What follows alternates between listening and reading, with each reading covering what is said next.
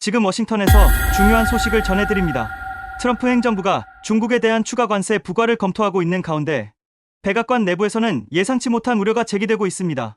국가경제위원회와 통상대표부 관계자들은 비공개 회의에서 관세 정책의 실효성을 무력화시킬 수 있는 변수에 대해 집중 논의했다고 전해졌습니다. 월스트리트 저널에 따르면 반도체와 배터리 등 첨단 기술 분야에서 특정 국가의 영향력이 예상보다 크다는 평가가 나오고 있으며, 이는 미국의 대중 압박 정책에 예기치 못한 복잡성을 가져올 수 있다고 분석했습니다. 지금부터 들려드릴 이야기는 단순한 경제 분석을 넘어서 세계 질서를 뒤흔들 수 있는 놀라운 진실에 관한 것입니다. 그 전에 잠깐 1초 만에 누를 수 있는 좋아요 버튼을 꼭 눌러주시면 영상 제작에 아주 큰 힘이 됩니다. 그럼 바로 사연 시작하겠습니다. 워싱턴 DC의 차가운 겨울바람이 백악관 서관을 스치고 지나갑니다. 에밀리 박은 두꺼운 코트를 단단히 여미고 보안 검색대를 통과했죠. 하버드 케네디 스쿨 박사과정 3년 차인 에밀리에게 이런 기회는 흔하지 않았습니다. 국제통상정책연구보조원 자격으로 백악관 정책회의에 동석하게 된 것이니까요. 회의실에 들어서자 트럼프 행정부 고위 관료들이 이미 자리를 잡고 앉아 있었습니다. 국가경제위원회 위원장, 통상대표부 대표, 재무부 차관 등 굵직한 인물들이 한자리에 모인 거죠. 에밀리는 구석진 자리에 조용히 앉아 노트북을 켰습니다. 지도교수인 마이클 존슨 교수가 고개를 끄덕이며 안심시키는 눈빛을 보냈어요. 중국과의 무역전쟁이 장기화되고 있습니다. 국가경제위원회 위원장이 입을 열었죠. 관세 정책의 효과를 극대화하려면 어떤 전략이 필요할까요? 에밀리는 펜을 들고 열심히 받아적기 시작했습니다. 예상대로 중국 견제 정책에 대한 논의가 이어질 거라고 생각했거든요. 그런데 다음 질문이 나오면서 분위기가 묘하게 바뀌었어요. 그런데 말입니다. 우리 관세 정책을 무력화시킬 만한 나라가 있을까요? 통상대표부 대표가 물었습니다. 에밀리는 고개를 들어 교수를 바라봤죠. 당연히 중국이나 독일, 일본 같은 경제대국 이야기가 나올 거라고 예상했거든요. 그런데 존슨 교수는 잠시 침묵하며 자료를 뒤적이더니 예상 밖의 답을 내놨습니다. 대한민국입니다. 회의실이 순간 조용해졌어요. 에밀리는 펜을 놓고 교수를 다시 바라봤습니다. 잘못 들었나 싶었거든요. 부모님의 고향인 한국이 미국의 통상정책을 흔들 수 있다니 도대체 무슨 근거로 그런 말을 하는 건지 이해할 수가 없었어요. 근거를 말씀해 주시죠. 재무부 차관이 조심스럽게 물었습니다. 반도체 메모리와 배터리, 자동차 부품까지. 미국이 중국을 압박하면 할수록 한국의 영향력은 커집니다. 특히 첨단 기술 분야에서는 한국 없이 미국도 중국도 버틸 수 없거든요. 에밀리의 머릿속이 복잡해졌습니다. 어렸을 때부터 들어온 한국은 가난했던 부모님의 고향, 전쟁의 상처가 남은 작은 나라였거든요. 그런 곳이 미국의 걸림돌이 될 수 있다니요?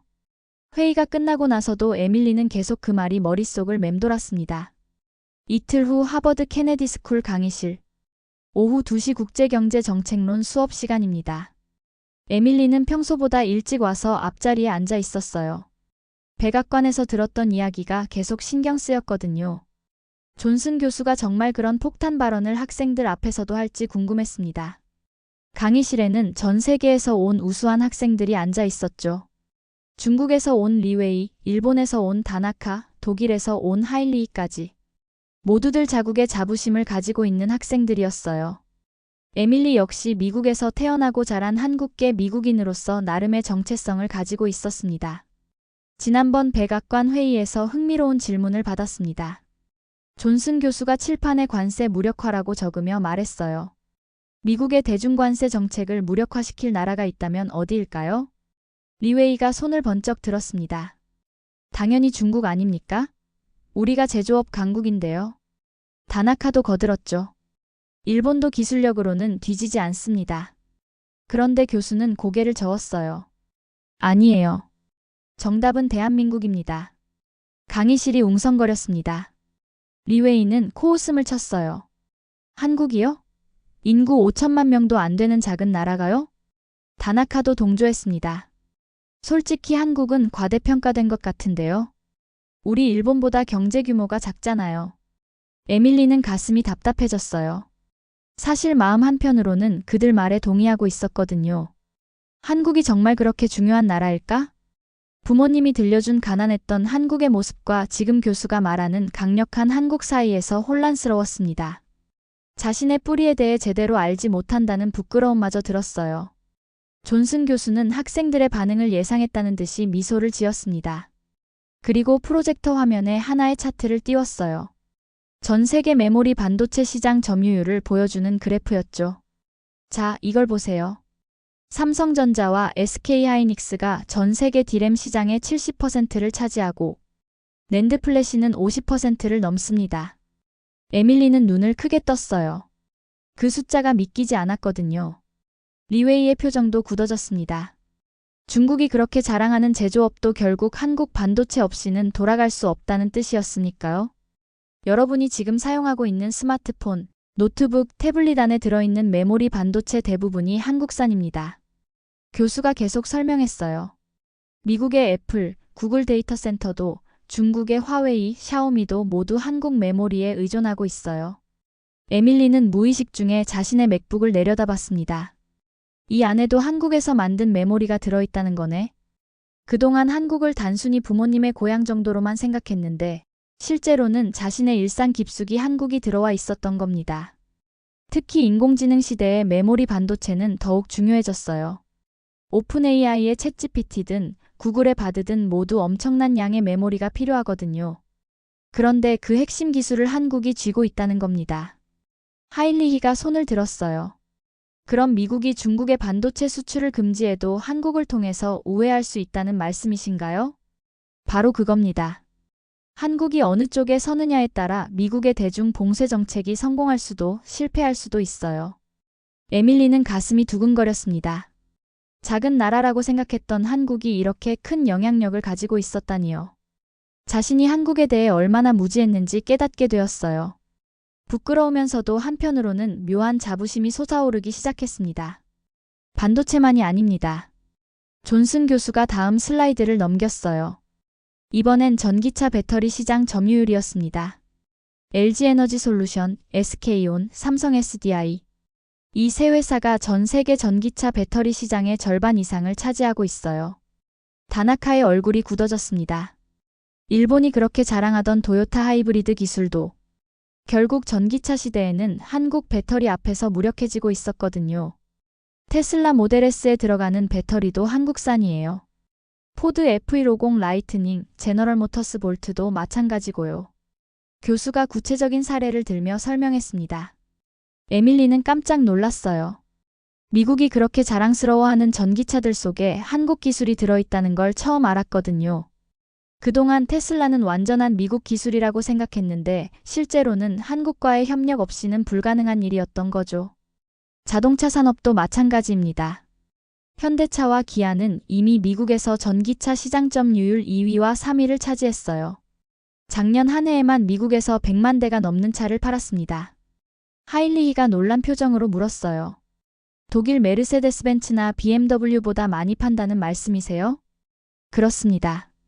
특히 전기차 분야에서는 독일 브랜드를 압도하고 있어요. 품질도 품질이지만 가격 경쟁력이 뛰어나거든요.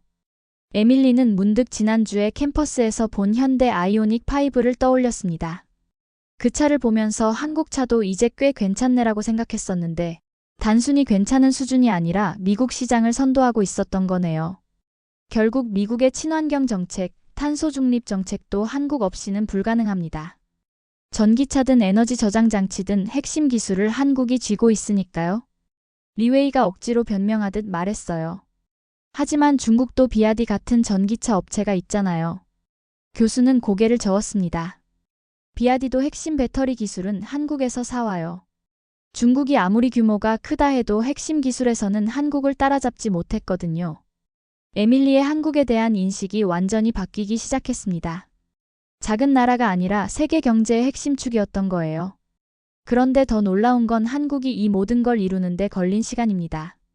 존슨 교수가 새로운 그래프를 보여주었어요.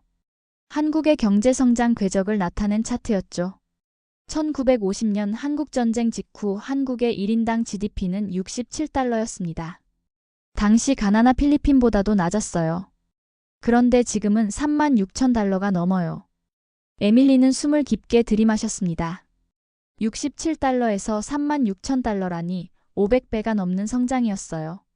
부모님이 들려주었던 어려웠던 시절의 이야기가 머릿속에 떠올랐습니다. 할아버지가 보릿고개 때 풀뿌리를 캐서 죽을 쑤어 드셨다고 하더라. 어머니가 했던 말이 생각났어요. 그때는 단순히 옛날 이야기로 들었는데 이제는 그 시절과 현재 사이의 간격이 얼마나 엄청난 건지 실감이 났습니다.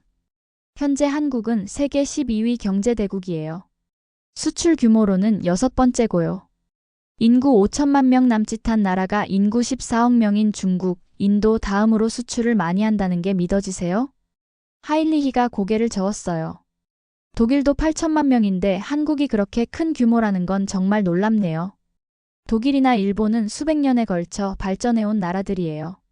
하지만 한국은 단 70년 만에 이 모든 걸 이뤄낸 겁니다. 이걸 압축성장이라고 부르죠. 에밀리의 눈시울이 붉어졌습니다. 부모님이 미국으로 이민 온 이유도 더 나은 삶을 찾기 위해서였어요. 그런데 지금 한국은 굳이 다른 나라로 이민을 가지 않아도 될 만큼 발전한 거였죠. 오히려 다른 나라 사람들이 한국으로 일하러 오는 시대가 되었고요. 특히 기술 혁신 속도가 놀라워요. 스마트폰 시대에 삼성이 애플과 경쟁하고 K-팝이 전 세계를 휩쓸고 넷플릭스 드라마 순위를 한국 드라마가 점령하고 있어요. 리웨이도 인정할 수밖에 없었어요. 오징어 게임이나 기생충 같은 한국 콘텐츠는 중국에서도 인기가 엄청나거든요. 에밀리는 가슴이 뭉클해졌습니다.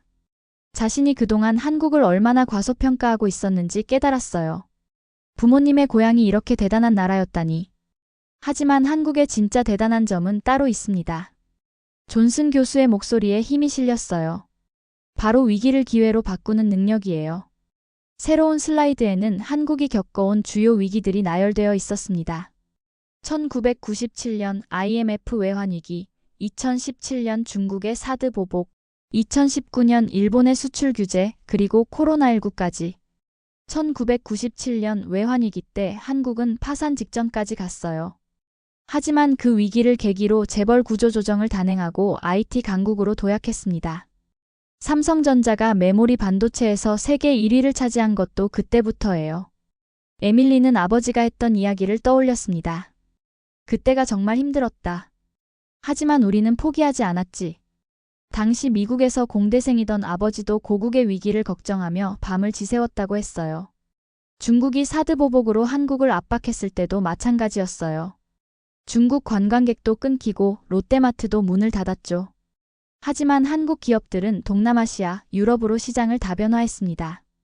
다나카가 씁쓸한 표정으로 말했어요. 일본이 수출 규제했을 때도 그랬죠. 우리가 소재 부품 장비 수출을 막았는데 한국은 이것도 기회로 만들었어요.